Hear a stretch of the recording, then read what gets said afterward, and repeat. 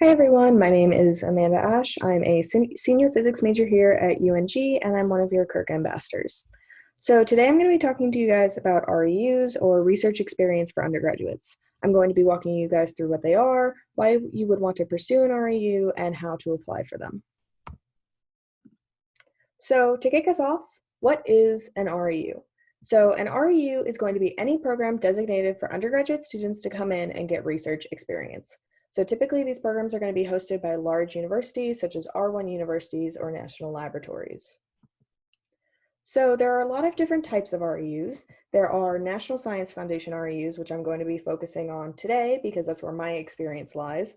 But there are also programs like the Department of Energy's SULI program that supports undergraduates to conduct research at national labs, and the DAAD RISE program that supports students to go to Germany and pursue research. So these programs typically are going to run during the summer. So the NSF REUs typically host students for about 10 weeks during the summer, but there are some programs like the DOE SULI program that also host additional programs during the fall and spring semesters. So depending on when you want to go pursue these opportunities, that's going to shape your application process. So there are a bunch of different disciplines that are going to be supported by REUs. The NSF supports programs in things like chemistry, mathematics, physics, ethics, social science. So if you're unsure if your discipline is going to be supported by an NSF REU, you can check out their web page, which I'm going to show you in just a little bit. So we know what an REU is, but why should you be pursuing this opportunity? So first and foremost, one of the biggest reasons you're going to want to try to get an REU is to confirm your reputation. So these programs are nationally competitive. So when you get into an REU, it shows potential graduate schools and employers that you are competitive at the national level. It also proves that you're able to conduct research at these larger institutions. It also gives you external letter writers that are going to appear less biased to graduate school committees. So another reason you might want to pursue an REU is that you're going to be working side by side with your research advisor or mentor on problems in your field. So this is going to allow you to learn firsthand how research is conducted in your field, and it's a great opportunity to pick up on things really fast.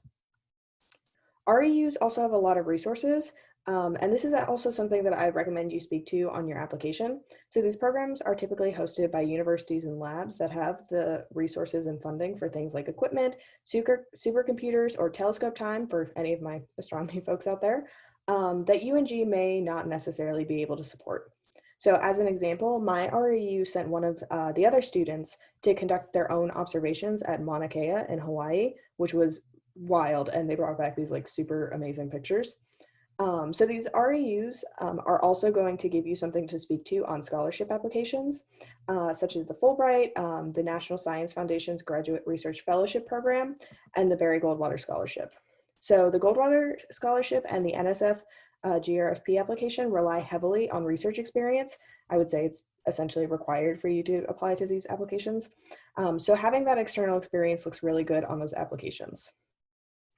Also, a lot of these programs will offer workshops on scholarships and technical writing that can help you sort of start to write your applications. All right, another big reason, these programs will pay you. So the NSF REU programs typically offer a flat $5,000 stipend, and some programs also offer additional food stipends. Typically, they will also reimburse your travel to or from the REU. So whether or not you go to an REU at a university, you're going to meet a lot of people that know people and can help shape your path to graduate school. So your mentors and advisors at the REU can help you figure out who does what where, and you can start to meet people that can help you get to graduate school. So for example, I still chat with my REU advisor about graduate schools and potential programs that may fit with what I want to do. Now, the final point that I'll make is that these REU programs are a really awesome opportunity to go and live in a new place for a couple months. Some programs will also support travel to conferences after the program is done, so keep an eye out for that as you are exploring these different programs. All right, so UNG has had a lot of success with students getting into REU programs. And really quick before I jump to our external REU recipients, in the upper left here, this is Gemma, and she participated in UNG's FUSE program, which is sort of like an internal REU. The FUSE program is a really great way to get your feet wet in research, and you work alongside UNG faculty to conduct research for a summer. So I actually got my start in the UNG FUSE program, and it definitely helped me when I was applying to REUs to have that initial research experience to speak to on my applications. So anyways, continuing with our external recipients, in the upper right here, this is Mark. He participated in the DOE Sully program at Brookhaven National Lab, and he transferred to Georgia Tech. So in the middle left, this is Caroline, and she did an NSF REU and transferred to Yale. In the bottom left, this is Sonia. She participated in the DOE Sully program and went on to get a job at Pacific Northwest National Lab. And then in the bottom right, that's Corey, and he did an REU with Stanford and is in graduate school right now. Just a few more students who did REU programs. In the upper left, this is Obadiah. He did a program with the National Institute for Health and actually worked there for a few years before going to medical school. This is Thomas Haynes, who participated in the NIST SURF program. And then in the bottom left, bottom left, it is the bottom left. That's me. So I did an NSF REU at the Center for Astrophysics, Harvard and Smithsonian. So it was really fun. I had a good time. And I'm pretty sure if you asked any of these students about their experience in the programs, they would all have like these really, really awesome, fun things to say. So hopefully I have sold you with why you should be applying to these REUs. And I hope that I've given you some confidence that UNG can help you get into these REUs. So how do you apply to an REU? So to get started, the NSF has a site for all of the programs running REUs. So if we click on this link, and we wait for my computer to load, it'll come up someday. Here we go. So we get to the NSF REU search website. If you just Google the NSF REU, you'll probably end up on their overview page here. But if you scroll to the bottom, you get to this search for an REU site link, click it, and then bookmark this page so that you don't have to keep finding it. So we see these are all of the different disciplines listed. So I'm going to click on physics because I am a physics major, so that makes sense. And if you keep scrolling and whatnot, these are all of the different sites that are offering REU programs. So I'm going to scroll until I see something interesting. Scrolling. And I see Cornell. So Cornell seems pretty cool. So I'm going to click and go to Cornell's page. So it's going to take you away from the NSF's website, and it's going to take me to Cornell's REU site. And now that we're on their site, you can see that they provide a bunch of information. They provide, and this is pretty typical for REUs, they're going to provide an overview of the program. They have some information on last year's programs, and let's see what else they have. They also have their 2021 application is already open. So keep an eye out on program applications and the dates that they open. A lot of them aren't going to open up until December, so just make sure you're keeping track of that. Also, always make sure that you're actually going to these websites and not just like trusting the NSF that these sites are still active, because sometimes the NSF will forget to update these websites or update their list of active sites. What else on this website? Oh, another important thing is when you're on these web pages, make sure you check out the department faculty and the research strengths that they speak to on their website to make sure that they have some research that's interesting to you. And you can also use that information on your applications to show that you've done your research on the program. What else? I think that's mostly it. Oh, one more thing. Whoops, I forgot.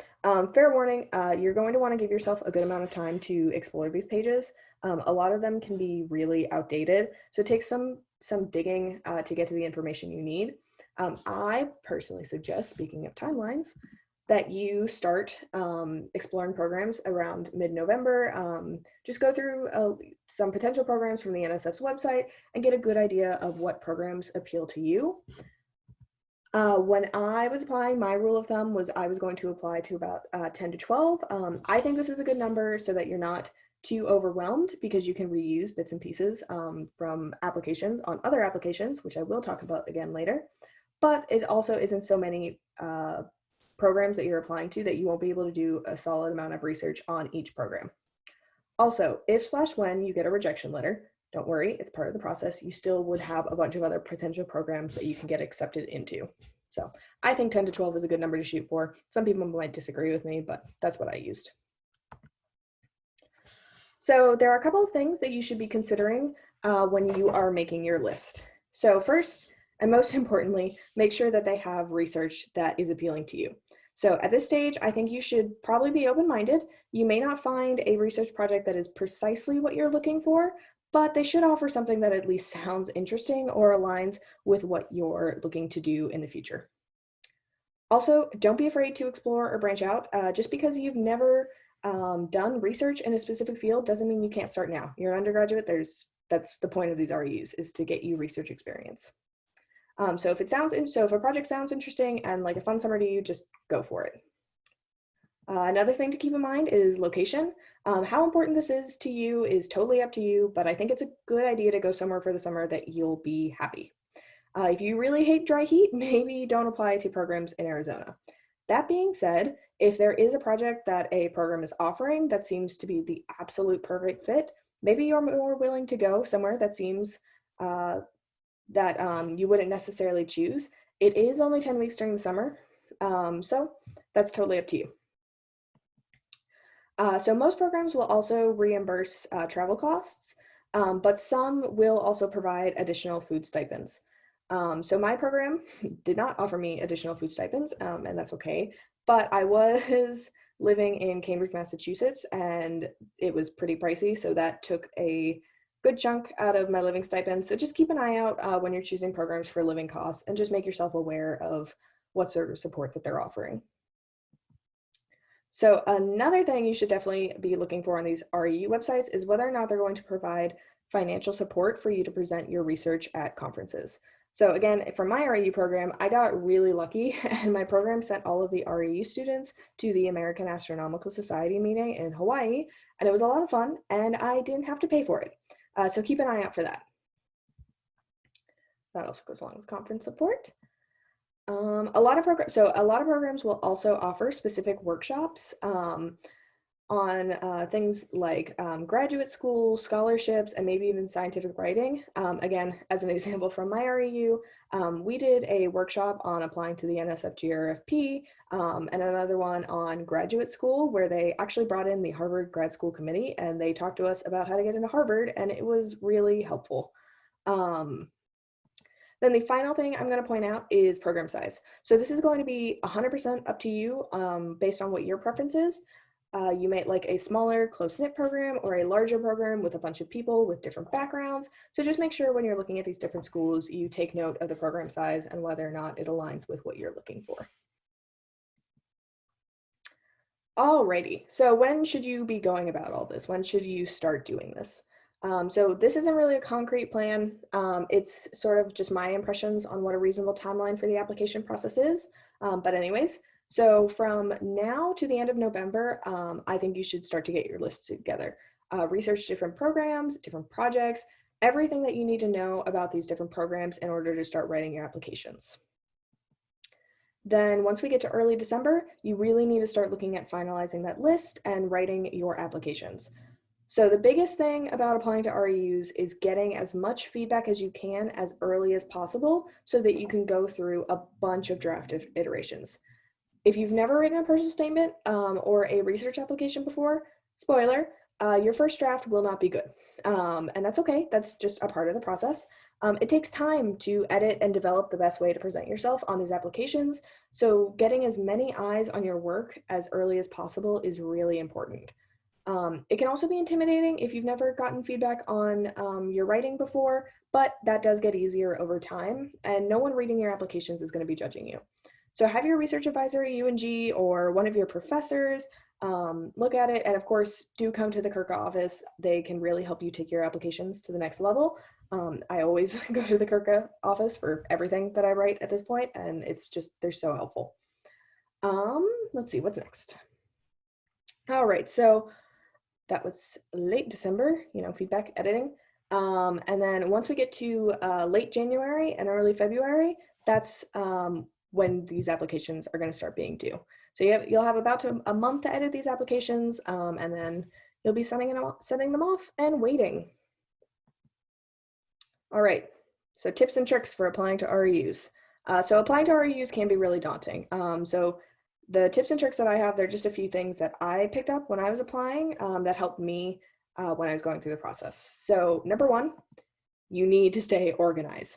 It's really, really easy to lose track of what applications you've done and due dates. So have all of the information about each program in one central location. So whether you prefer to have it all written down in one place or keep a spreadsheet on your computer, just make sure you have access to everything in one place. So as an example, let me get to it on my computer. I kept a spreadsheet when I was applying. And this is a spreadsheet that I used when I was applying. So ignore the color coding, it's bad. And the whole thing really isn't that pretty, but it got the job done. So you can see for each program, I kept track of the location, potential projects, deadlines, when the program was running. Quick note, don't be discouraged if the program intersects with the fall semester. Just keep it in mind as you're applying and know that you might have to make arrangements. Also stipend information, application materials, and other important information like faculty, specialties, or the number of spots if it was offered. And finally, always keep track of who is writing your letters so that you can make sure that they get in on time. Always bother your letter writers. So when you're writing, yep, never mind. I don't know what I was about to say. Anyways, back to the PowerPoint. From current slide. All right. Yep, so keep track of all that information. Fun fact, when I was applying, even though I had that spreadsheet, I still missed one of the deadlines, and I was very sad about it. I think it was maybe the Cornell one. I don't know. I did apply for Cornell. Let's see. Alrighty. So when you're writing your applications, you're going to notice that a lot of them use similar questions or different or materials. So you can take things from one application and use them in another. You definitely should not have to write 10 to 12 applications from scratch every single time. So like I said earlier, sometimes getting feedback is scary, but to write quality applications, make sure that you have as many people looking at your statements as possible. So again, the Kirk office and your research advisors are going to be the best resource for this. So finally, I'll reiterate, make sure that you are thoroughly investigating each program and not just looking at the NSF site. You don't want to get stuck in the situation where you are writing for a program that's no longer active. Alrighty, what do these applications typically ask for? What do they look like? So pretty much every single application is going to ask for a personal statement or ask questions that get at information that a personal statement would speak to. So this is your chance to highlight your background, why you're interested in research or your specific field, talk about your future plans, relevant coursework, training. So just really, it's your chance to display your expertise, who you are, and sort of show yourself off, humble brag to the program. So if a program doesn't have you speak to it in a personal statement, they may also ask for a specific statement about your research experience. In this statement, I think you should aim to concisely summarize the project or project goal that you worked on, highlight your contributions, very important, highlight your contributions, and what skills you picked up from working on that research. This lets the program know that what they don't have to spend time training you on. So a lot of programs will also ask for a CV. If you haven't made a CV, it's essentially a resume with no page limit where you just lay out your entire academic history. It's used a lot in academia, so I highly recommend that if you're planning on continuing to things like grad school and you haven't made one yet, go ahead and make one and make sure you keep updating it. Then almost every grad program if it isn't laid out in the personal statement, it's going to ask you for a separate statement about future plans after graduation. So in this section, I highly, highly recommend that you highlight how being a part of their specific program will help you accomplish your goals. And a lot of times they'll specifically say that you should speak to how their program is going to help you with your goals. All right, so the first time you sit down and try to write these applications, it's a lot. It can be a little overwhelming. So I've come up with a few questions that I think are helpful to help you start to narrow down your thought processes. So first, why is the research important to you, or why are you interested in research in your specific field? So essentially, this is getting at what are your intrinsic motivations. So one thing about this question, and you'll probably want to talk to an advisor or professor in your field, is try to avoid cliches.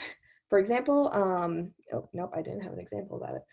So I'm just going to say the example. For example, in astronomy, we tend to try to avoid talking about how when we were kids and we looked up at the stars and we decided to become scientists or we fell in love with the stars, we try to avoid writing to things like that because that can be kind of tedious for committees to just continually be reading from different applicants.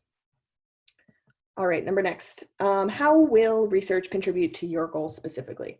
So for example, if you're applying to grad school, what do you hope to learn through this REU program that is going to help you be successful in your graduate program? And finally, what specifically about the program will help you achieve your goals? So this is the point where you can highlight all of the research you've done on the program and speak to any specialties the department has or any labs or resources the program offers. So this is sort of where you're trying to like subtly flatter the program. So there's also, just as a side note, it's just kind of interesting, I guess. There's a little bit of a divided opinion on whether you should speak to what the program can do for you versus what you can do the program, or like sort of selling yourself to the program. So I lean towards speaking to what the program can do for you, because at the end of the day, you are an undergraduate student and you're only going to be there for 10 weeks. That being said, definitely don't sell yourself short. Make sure in your applications you highlight any skills you have that would help you get started on the research quickly and sort of mitigate how much they have to train you on. All right, so these next two slides, I have examples from applications that I wrote for when I was applying to REUs. So this first one, it was an REU for the University of Chicago, and it was focused on women and minorities in physics. So another thing to note, make sure if you see any program that is seeking a specific category of people and you fit into it, use that to your advantage, right? Highlight that in your application. So this application was split into two statements. The first one highlights your relevant research and coursework background, as well as future goals. And then the second one is the prove you're a person essay. So pretty much everything I talked about earlier applies to this first essay. That is, speak to what makes you qualified for the program, why you're a good fit, and how the program is going to push you towards your future goals. Now this second part, I struggled with it.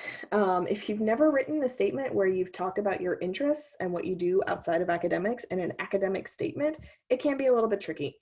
Something to keep in mind that can sort of help you write these prove you're a person essays is that these programs aren't just looking for students. So real people are going to be reading your essays, looking for other people that they want to work with. So this is a chance for you to sort of humanize yourself and prove that you're not only an absolutely wonderful research student, but that you're a good person to work with as well. So this second application. So this is from the REU that I ended up attending at the Center for Astrophysics, Harvard and Smithsonian. And off the bat, you can see that they wanted a statement about computer experience. So depending on the discipline you are applying to, they may have you speak to specific things that are important to that discipline. In astronomy, for instance, computer programming skills are really important and widely used, so they wanted some experience coming in so that they didn't have to train us from the ground up. The second half of the statement is effectively a personal statement, but it could only be 800 words. So in 800 words or less, you have to describe your research background, future goals, notable skills, outreach, leadership, why you like astronomy or research, and even like the previous application, what you do that makes you you. So that is a lot to squeeze into 800 words, but again, as a plug for the Kirka office, the Kirka office is very good at helping you trim those statements and highlight the most important aspects of your application. So those are just a few examples of what these REU applications look like. A lot of them, again, are going to be very similar and ask questions that really do get at personal statement-esque things. So just a few final thoughts and things to keep in mind. Always, always, always talk to someone in your field as you're applying to these REUs, so they can help you understand what the field values. So as an example, in the astronomy community, outreach and engagement is really valued. So you may want to spend time speaking to that in your application, whereas in some other disciplines, it may not be as important. It shows your readers that you understand sort of what is stressed in the field. So again, make sure if you have any unique skills, you're highlighting them in your applications. If you have training on a specific lab or a specific lab equipment, or if you know a specific programming language, it helps the program committee gauge how much time they need to spend introducing you to the components you'll need to be successful in your research. And then finally, your personal statement is a reflection of you. There's going to be a lot of people giving opinions on what you write, and at the end of the day, you need to make sure that your voice is still on that piece of paper. Don't be afraid to talk about things outside of research and show your potential research advisors that you're a really cool person to work with. All right, so that's all I have for you guys today. For more help, I have linked the Kirka office here because that is the best resource for you guys to go to. Also go to your advisors, but Kirka will help you a lot. So start writing those applications, set an appointment, and best of luck in your application processes.